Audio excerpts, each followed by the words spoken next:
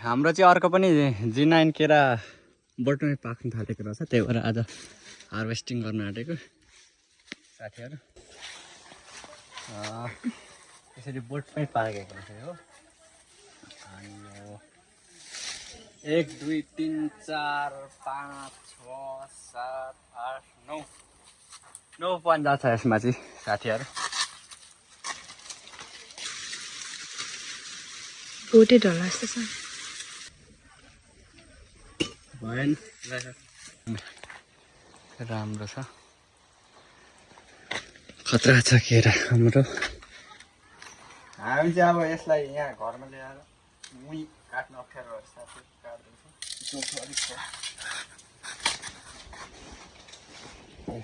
पाकेको पनि छ साथीहरू, बोटमै पाकेको यो।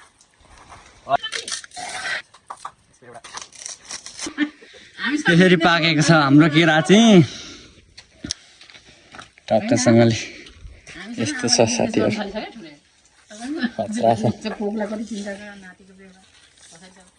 हाम्रो केराहरू। हार्भेस्ट गरिसक्यौँ हामीले, यस्तो राम्रो हाई क्वालिटीमा छ हाम्रो केरा।